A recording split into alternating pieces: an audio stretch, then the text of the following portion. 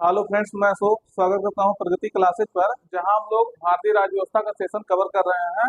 तो आज हम उसके अंतर्गत जो है संघ और उसके राज्य क्षेत्र यानी यूनियन एंड इट्स टेरिटरी के बारे में जो है डिस्कशन करेंगे। जितना भी प्रीवियस ईयर का एमसीक्यू आया है, जितना भी मतलब क्वेश्चन आया है प्रीवियस ईयर में, सब आपका जो है डिस्कशन करेंगे। तो आप सेशन लास्ट तक देखिएगा। कई सारे क्वेश्चन आपको मिलेंगे जो आने वाले एग्जाम में आपको डायरेक्ट यहाँ से मिलते हुए नजर आएंगे। तो शुरुआत करते हैं आज के सेशन का पहले क्वेश्चन के साथ। देखिएगा, पहला क्वेश्चन आप पढ़िए और इसका आंसर बताइए। कह रहा, भारतीय संविधान के अनुच्छेद 1 में आर्टिकल 1 में यह घोषणा की गई है कि इंडिया अर्थात भारत है। तो ये मतलब भारत क्या है, ये आपका पूछ रहा है। आर्टिकल 1 में क्या कह रहा है कि भारत जो है राज्यों का संघ है, यानी यूनियन ऑफ स्टेट्स है, या एकात्मक विशिष्टताओं वाला संघीय राज्य है, संघीय विशिष्टताओं वाला संघीय राज्य है, या संघीय राज्य है, तो या फेडरल स्टेट है। तो मतलब भारत क्या है, अनुच्छेद 1 के अनुसार हमारे संविधान में भारत का वर्णन किया गया है। किस रूप में किया गया है तो आपको बताना है। सही उत्तर आपका रहेगा, ये राज्यों का संघ के रूप में हमारे संविधान के अनुच्छेद 1 में जो है वर्णन किया गया है। तो इसको ध्यान रखना है। जैसे आप आर्टिकल 1 पढ़ेंगे तो उसमें सीधे कहा गया है, India that is Bharat shall be A union of states. मतलब क्या, भारत जो है यूनियन ऑफ स्टेट्स होगा, यानी राज्यों का जो है संघ होगा। तो ध्यान रखना, भारत के राज्य जो है ये किसी समझौते के तहत नहीं बने हैं, बल्कि भारत जो है राज्यों में बटा हुआ है। प्रशासनिक सुविधा के लिए, एडमिनिस्ट्रेटिव फैसिलिटी के लिए जो है बटा हुआ है, ना कि अमेरिका की तरह। अमेरिका में राज्यों के बीच समझौता हुआ, 50 राज्य मिल करके जो है एक जो है केंद्र बनाए हैं, यूएसए बनाए हैं, यूनाइटेड स्टेट ऑफ अमेरिका बनाए हैं। जबकि भारत में ऐसा कोई समझौता नहीं हुआ है। अगर भारत में राज्य चाहे कि हम देश से अलग हो जाए तो कतई ये हो नहीं सकता है भारत में। यानी यहाँ जो है यूनियन है राज्यों के बीच में, यूनियन मिल करके जो है केंद्र बना है, केंद्र सशक्त है। लेकिन यूएसए में है राज्यों के बीच में समझौता हुआ, 50 राज्य मिल करके जो है ये बनाए हैं। तो ये बातें ध्यान रखना। आर्टिकल 1 जो है, आर्टिकल 1 में राज्यों का संघ यानी यूनियन ऑफ स्टेट्स का वर्णन किया गया है भारत को। तो ध्यान रखना है। अगला क्वेश्चन देखते हैं। अगला क्वेश्चन देखते हैं, आंध्र प्रदेश एक जो है भाषाई राज्य के रूप में गठित किया गया था। तो ये कब जो है आंध्र प्रदेश एक भाषाई राज्य के रूप में गठित किया गया था, तो ये आप लोग को बताना है कि कब जो है गठित किया गया था आंध्र प्रदेश को एक लिंग्विस्टिक जो है स्टेट है। तो ये क्वेश्चन आप बताइएगा, 1950, 1953, 1956, 1961 कब जो है आंध्र प्रदेश को भाषाई राज्य गठित किया गया था। तो सही उत्तर आपका रहेगा 1953 में पहला ऐसा राज्य बना था जो भाषा के आधार पर राज्य का दर्जा पाया था। कौन सा राज्य बना था? आंध्र प्रदेश।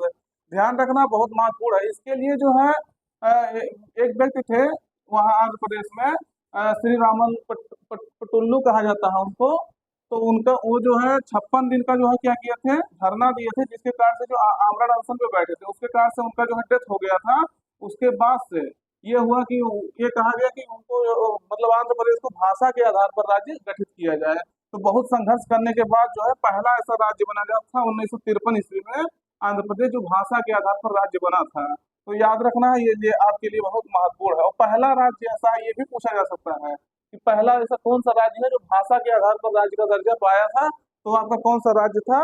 सही उत्तर आपका रहेगा ये आंध्र प्रदेश पहला राज्य था जो आंध्र प्रदेश है, और ये भी आंध्र प्रदेश बना था भाषा के आधार पर। ये आपको ध्यान रखना है कि ये मद्रास से अलग होकर के जो है राज्य बना था, तेलुगु भाषी लोगों के लिए जो है ये राज्य बना था। इसके लिए तेलुगु भाषी लोगों के लिए, जो तेलुगु क्षेत्र था उसके लिए जो है बना था। तेलुगु है, सॉरी, तेलुगु भाषी लोगों के लिए यह राज्य बना था आंध्र प्रदेश 1953 में। अगला क्वेश्चन देखते हैं हम लोग। कह रहा, अन्य रजवाड़ों के भारत में जो है विलय के बाद भी किन 3 राज्यों ने जो है भारत में शामिल होना विलंबित किया। तो मतलब जैसे आप जानते होंगे, ये पूछ रहा है किन 3 राज्यों ने, जो उस समय के जो है रजवाड़े थे वो भारत में मिलने से मना कर दिए थे। जब भारत आजाद हो रहा था तो ये कहा गया कि जो है भारत आजाद हो रहा था तो ये कहा गया कि जो है सब जितने भी वो रजवाड़े थे वो 550 से ज्यादा रजवाड़े थे। तो उसमें ये कहा गया कि जो है हमारे सरदार वल्लभ भाई पटेल थे, वो रजवाड़ों को जो है आपस में देश में मिलाना चाहते थे, लेकिन 3 उसमें जो है 3 रजवाड़े ऐसे थे जो नहीं मिल पाए थे। तो उसमें कौन सा है पूछ रहा है। जूनागढ़, मैसूर व जम्मू कश्मीर, फिर कह रहा जूनागढ़, हैदराबाद व जम्मू कश्मीर, उदयपुर, कपूरथला व जम्मू कश्मीर, हैदराबाद, उदयपुर व ट्रावलकोट। 4। तो इसमें से कौन से राज्य जो है विलंबित किए थे, राज्यों में मिले नहीं थे? तो सही उत्तर आपका रहेगा ये जूनागढ़, हैदराबाद व जम्मू कश्मीर, ये तीनों राज्य थे जो मिले नहीं थे, ये जो है मिलने से मना कर दिए थे। तो सरकार ने जूनागढ़ को जो है जन्म संग्रह के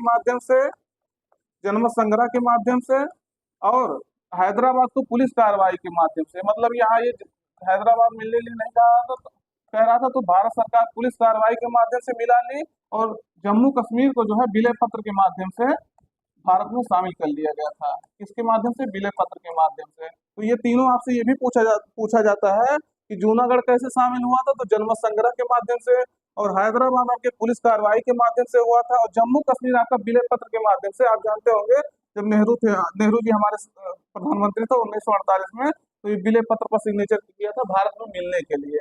तो ये तीनों आपको ध्यान रखना है।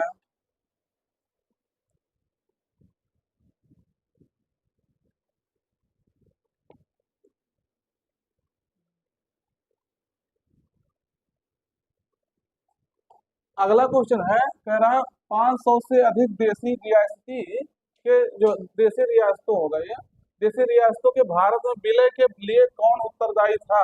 तो ये कौन कह रहा है, कौन रिस्पॉन्सिबल था किस लिए मर्ज होने के लिए, जो 500 प्रिंसली जो है स्टेट्स थे, तो ये आपको कौन, मतलब उसमें बहुत अच्छा कार्य किया था मिलने के लिए आपस उनको आप भारत में? तो या कहीं कहीं 500 लिखा रहता है, कहीं कहीं 550 से अधिक जो है देसी रियासतें थे, तो ये आपको बताना कौन उसमें अच्छा वो किया था। पहला कह रहा के एम मुंशी, फिर बी कह रहा BR अम्बेडकर, सी कह रहा सरदार पटेल, डी कह रहा सरदार बलदेव सिंह।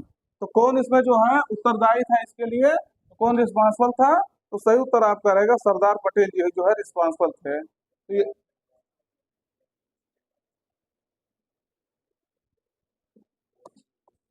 तो रियासती और प्रिंसली स्टेट्स है, इसके लिए जो है कौन जिम्मेदार था? सरदार वल्लभ भाई पटेल जिम्मेदार थे। तो ध्यान रखना है, ये चीजें आपको याद रखना है। देखिएगा 550 से ज्यादा रियासतें थी जो भारत में जो है विलय होने के लिए कहा गया था। तो सरदार वल्लभ भाई पटेल उस समय क्या थे? हमारे होम मिनिस्टर थे, और डिप्टी डिप्टी जो है पीएम भी थे। तो होम मिनिस्टर थे और डिप्टी पीएम थे, तो इन्हीं के जो है अगुवाई में ये सब जो है भारत में मिले थे। तो याद रखना है। अगला क्वेश्चन हम लोग देखते हैं, करा निम्नलिखित जोड़ों में ये पेयर्स जो है उसमें से किसने देशी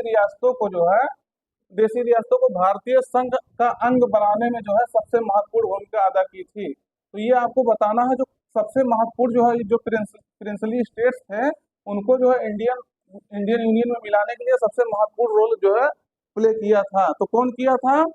कह रहा सरदार पटेल व जवाहरलाल नेहरू, सरदार पटेल व बीपी मेनन, सरदार पटेल व महात्मा गांधी, सरदार पटेल व के एम मुंशी। तो आप विकल्प में देख रहे होंगे कि सरदार पटेल जो है सभी में थे, यानी सरदार पटेल तो आपका सही होगा। सरदार पटेल अभी आपसे बताया ना, ये होम मिनिस्टर थे उस समय और डिप्टी पीएम भी थे।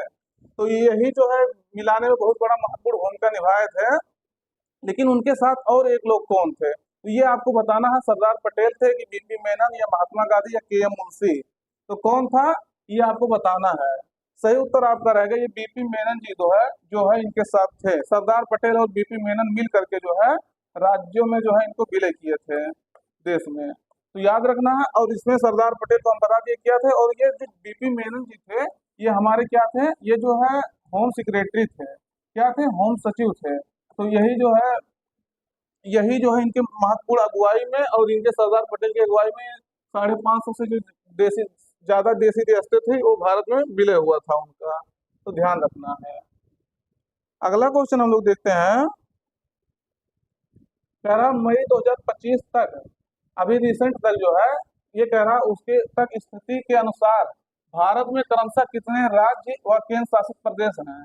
तो कह रहा अभी तक जो है वर्तमान स्थिति तक कितने स्टेट्स और यूनियन टेरिटरी हैं? तो ये आपको बताना कितने हैं वर्तमान समय में। अभी आप जानते होंगे जम्मू कश्मीर को जो है जम्मू कश्मीर को लद्दाख और जम्मू कश्मीर केंद्र शासित प्रदेश में बांट दिया गया था। उसके बाद से अभी कोई बंटवारा नहीं हुआ। तो कब कितने हैं हमारे यहाँ? पहले आप विकल्प देखिए कितने हैं। 28 राज्य और 8 केंद्र शासित प्रदेश, या 29 राज्य और 7 केंद्र शासित प्रदेश, 27 या 9 और 29 या 9। तो कौन इसमें है?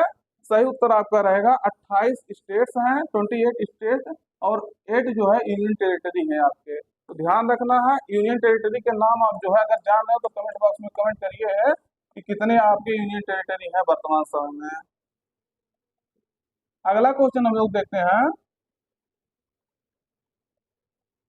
कह रहा भाषा के आधार पर यानी लैंग्वेज के आधार पर, बेसिस ऑफ लैंग्वेज, इसके आधार पर राज्यों का पुनर्गठन जो है, पुनर्गठन किस वर्ष में किया गया था? तो ये आपका पूछ रहा है, in which years the states were reorganized, कब जो है इनको रीऑर्गेनाइज किया था बेसिस ऑफ लैंग्वेज, लैंग्वेज के आधार पर जो है कब इसको जो है रीऑर्गेनाइज किया गया था, पुनर्संगठित किया गया था? 1956, 1952, 1953, 1957। तो कब किया गया था? सही उत्तर आपका रहेगा 1956 में जो है राज्य पुनर्गठन अधिनियम आया था। कब आया था? राज्य पुनर्गठन अधिनियम कब आया था? 1956 में आया था। तो ध्यान रखना, इसके आधार पर जो है राज्यों का पुनर्गठन किया गया था। अब इसके आधार पर जो है जब ये राज्य पुनर्गठन अधिनियम आया था 1956, तो 14 राज्य और 6 केंद्र शासित जो है 6 यूनियन टेरिटरी और 14 जो है स्टेट आपके बना दिए गए थे। तो ध्यान रखना है, ये मतलब 14 और 6 20, मतलब टोटल उस समय जो थे 14 स्टेट थे और 6 यूनियन टेरिटरी थे। लेकिन वर्तमान में अभी आपसे बताए कितने हो गए हैं?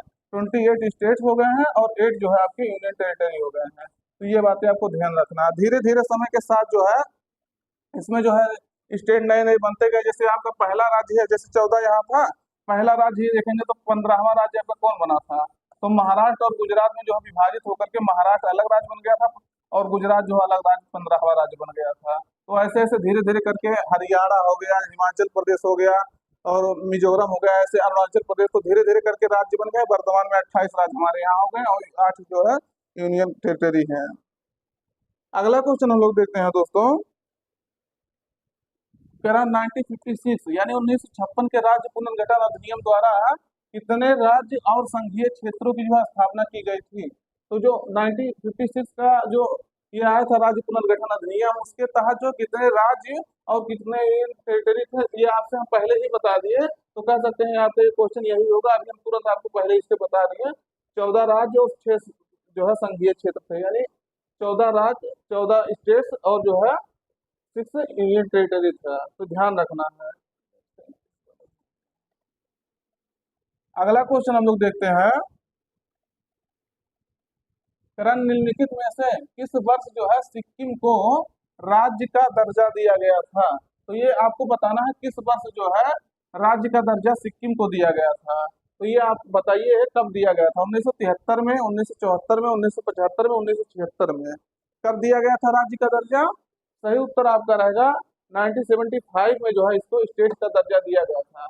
देखेंगे अगर तो सिक्किम के लिए एक एक्ट आया था, तो ये अधिनियम जब पारित हुआ था तो 1974 में पारित हुआ था। तो वो भी कौन सा अधिनियम था? 35वां संविधान संशोधन था, कॉन्स्टिट्यूशन अमेंडमेंट एक्ट था। कौन सा था? 35वां। लेकिन ये 1974 में आया था।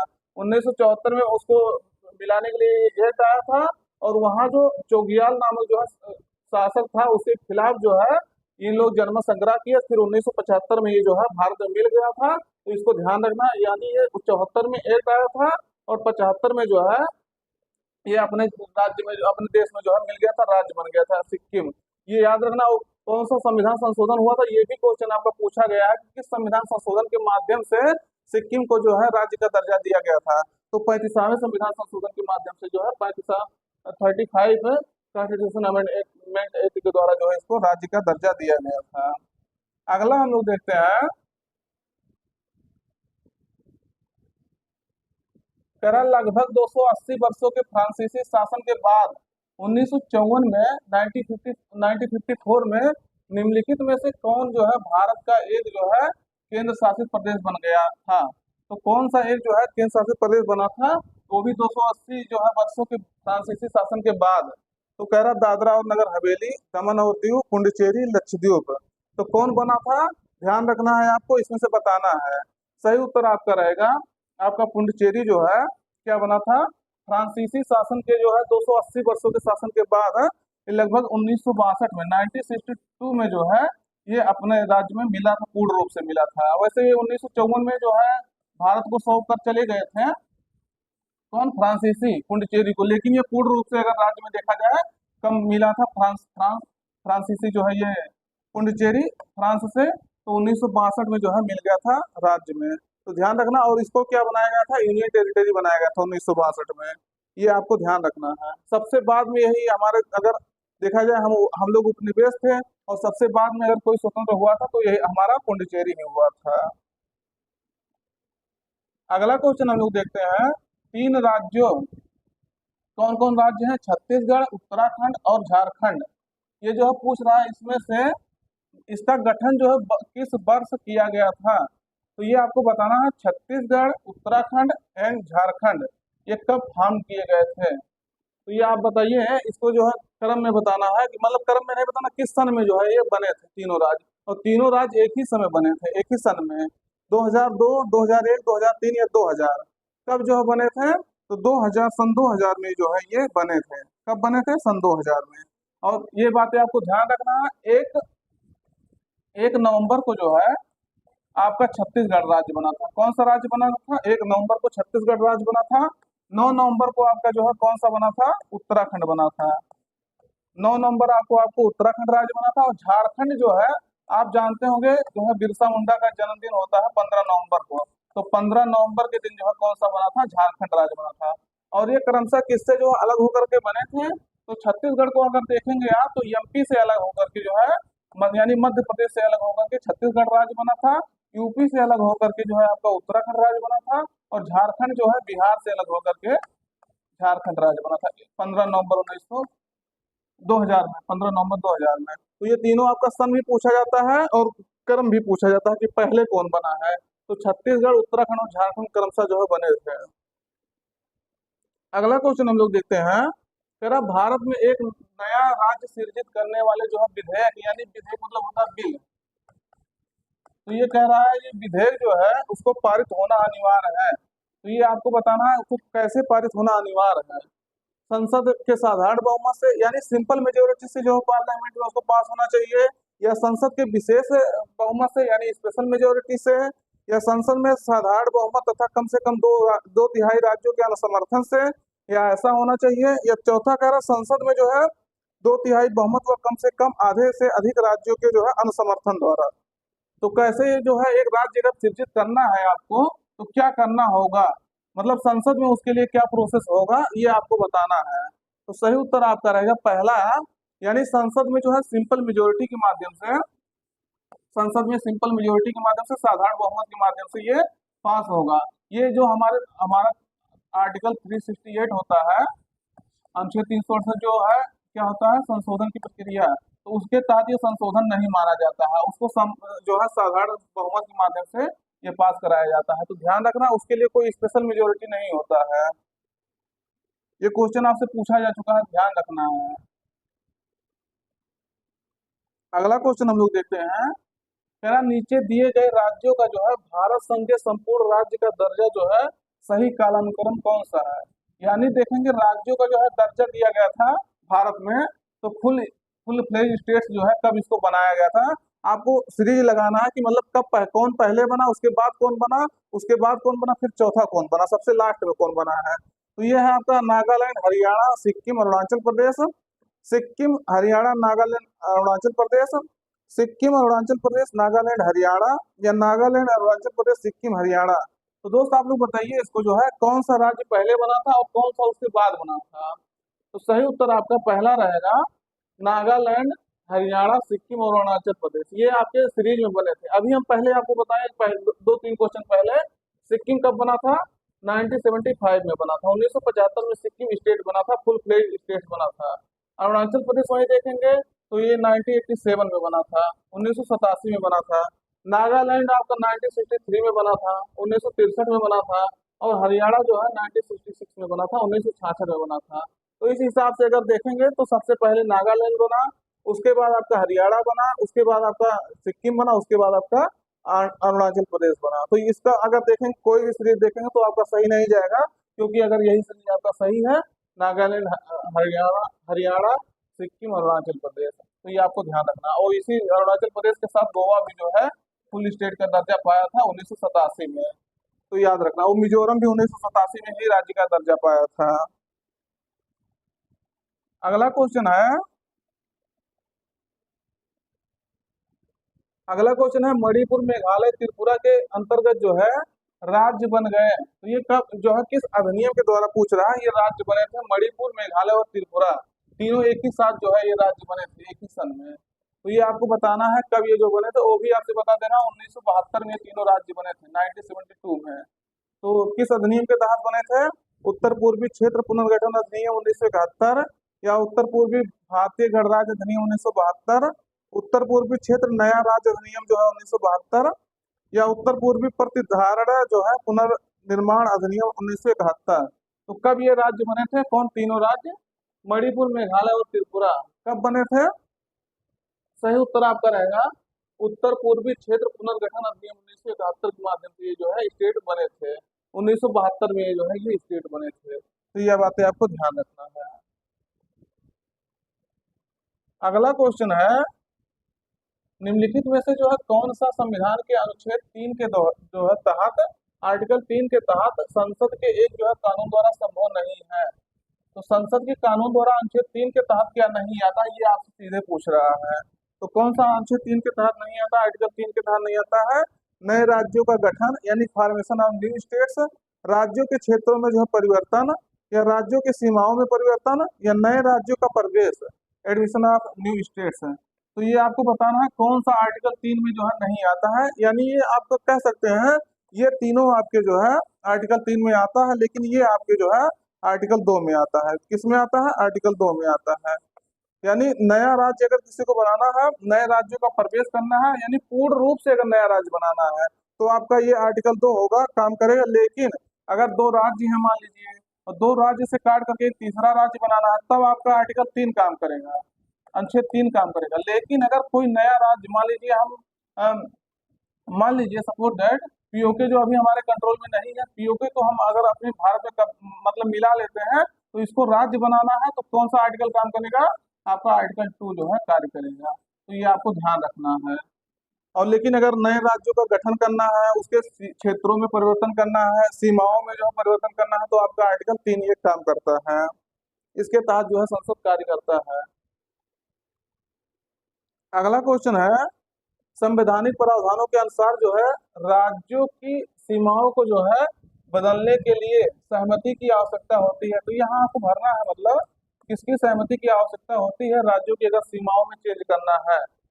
तो कह रहा राज्य की विधानसभा की, राज्य के मुख्यमंत्री की, राज्य के राज्यपाल की, राज्य की नहीं। तो ये किसकी आवश्यकता होती है? सही उत्तर आपका रहेगा राज्य की आवश्यकता इसमें नहीं होती अगर उसके सीमाओं में जो है राज्य की आवश्यकता नहीं, अगर उसके सीमाओं में जो है आपको चेंज करना है। तो बातें आपको ध्यान रखना है, ये आपके लिए महत्वपूर्ण है। देखिएगा इसमें राष्ट्रपति जो होता है वो संसद यानी कह सकते हैं संसद इसमें जो है होता अपना कार्य करता है, अगर चाहे तो वो जो है राज्यों की सीमाओं में चेंज कर सकता है बिना राज्यों की सहमति के। अगला क्वेश्चन देखते हैं हम लोग, संसद की जो है नए राज्यों को जो बनाने की प्रक्रिया के बारे में निम्नलिखित में से कौन सा कथन सही नहीं है। ये पूछ रहा है कौन सा कथन सही नहीं है, अगर नया राज्य संसद बना रहा है, पार्लियामेंट अगर न्यू स्टेट जो है फॉर्म कर रहा है, तो कौन सा सही नहीं है। कह रहा संसद विधि द्वारा जो है नए राज्य बना सकती है तथा मौजूदा राज्यों की सीमाओं व नामों में जो है फेरबदल कर सकती है। तो क्या ये सही नहीं है, ये पूछ रहा है। फिर कह रहा इस प्रकार का कोई विधेयक जो राष्ट्रपति की सिफारिश के सिवा है संसद में पेश नहीं किया जा सकता है। तो क्या ये आपका नहीं पूछ रहा है, यहाँ पहले आप देख लीजिएगा क्या ये पूछ रहा है, कौन सा सही नहीं है इसके बारे में। फिर कह रहा है इस प्रकार के किसी विधेयक को जो है राष्ट्रपति प्रभावित राज्य के विधानमंडल को जो है निर्दिष्ट कर सकता है। फिर अगला कह रहा है इस प्रकार की विधि जो है अनुच्छेद 368 के कार्य क्षेत्र में जो है आएगी। तो ये आपको बताना कौन सा सही नहीं है। क्या 368 के कार्य क्षेत्र के अंतर्गत ये आएगी अगर जो है किसी राज्य के जो है क्या करना है, कोई नया राज्य बनाना है, संसद अगर कोई नया राज्य बनाती है तो क्या यह 368 के अंतर्गत आएगा। तो अभी हम पहले ही आपसे बता दिए कि अगर कोई ऐसा होता है सिंपल मेजोरिटी से जो है पास करना होता है तो उसको 368 के तहत ये जो है संविधान संशोधन नहीं माना जाता। तो यानी यहाँ पे चौथा जो है सही होगा, विधि इस प्रकार की विधि जो अनुच्छेद 368 के कार्य क्षेत्र में नहीं आती है। तो 368 आपका वही है जो संविधान में संशोधन करने की प्रक्रिया है, संविधान संशोधन उसको माना जाता है। तो ऐसा नहीं माना जाएगा, अनुच्छेद 4 में ये चीजें वर्णन किया गया है। कहा किया गया है आर्टिकल जो है 4 में ये चीजें आपको वर्णन किया गया है कि अगर ऐसा कुछ होता है तो 368 के अंतर्गत उसको जो है संविधान संशोधन नहीं माना जाएगा। हम लोग क्या पढ़ रहे हैं अभी, संघ और उसके राज्य क्षेत्र। तो ये कहाँ इसका वर्णन किया गया है, संघ और राज्य क्षेत्र के बारे में भाग 1 में और अनुसूची 1 में जो है शेड्यूल 1 में जो है पार्ट 1 में इसका वर्णन किया गया है। तो ये आपको कब से कब तक, कहाँ से कहाँ तक किया गया है, तो आर्टिकल जो है 1 से लेकर के 4 तक इसका वर्णन किया गया है, ये आपको ध्यान रखना है। अगला क्वेश्चन देखते हैं सर, लास्ट क्वेश्चन आज का क्वेश्चन तो यहीं पर है। देखिएगा अब हम लोग जो है पार्ट वाइज पढ़ेंगे, जिस हिसाब से संविधान में पार्ट आगे आगे बढ़ता जाएगा। जैसे आज हम लोग पार्ट 1 को कवर किए हैं, फिर अगले दिन जो है अगले सेशन में हम लोग पार्ट 2 को कवर करेंगे। ऐसे ऐसे बढ़ते बढ़ते जितने जो है ये प्रीवियस ईयर में क्वेश्चन आए हैं पार्ट वाइज, तो वो हम पूरा आपको कवर कर लेंगे। जैसे कल हम लोग नागरिकता के बारे में जो है सेशन कवर करने वाले जितने भी क्वेश्चन नागरिकता से संबंधित यानी सिटीजनशिप से संबंधित क्वेश्चन आए होंगे उसको हम कवर कर देंगे आपको। तो सेशन अपने मित्रों तक शेयर कर दीजिएगा। फिर मिलते हैं नए सेशन में। Thank you.